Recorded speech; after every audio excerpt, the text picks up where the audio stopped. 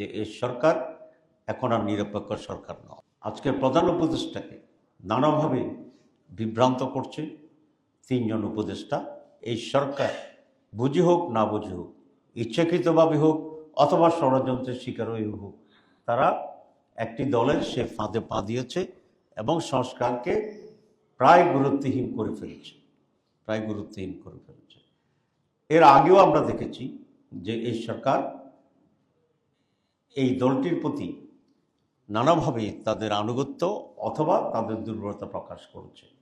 সেটা শুরু হয়েছিল লন্ডনে গিয়ে নির্বাচনের তারিখ ঘোষণা করা, অন্যান্য দলগুলোর সাথে আলোচনা না করেই নির্বাচন কমিশনের রোডম্যাপ ঘোষণা করে দেওয়া এবং বিভিন্ন সময়ে তাদের আচরণে একটি দলের দাবিকে অধিকতর গুরুত্ব দেওয়ার যে প্রবণতা, সবটা মিলেই আজকে জাতির কাছে এটা প্রতিমান হয় যে এই সরকার এখন আর নিরপেক্ষ সরকার নয়।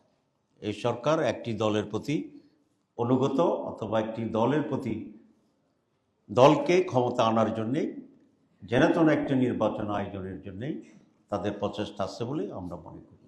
আজকের প্রধান উপদেষ্টাকে নানাভাবে বিভ্রান্ত করছে তিনজন উপদেষ্টা এবং তারা ভুল তথ্য দিয়ে নানাভাবে বুঝিয়ে একটি দলের হয়ে কাজ করে সরকারকে একটি সুষ্ঠু নির্বাচন যাতে হতে না পারে সেদিকে নিয়ে যাওয়ার জন্য একটি সুকৌশলে অপচেষ্টা চালিয়ে যাচ্ছে।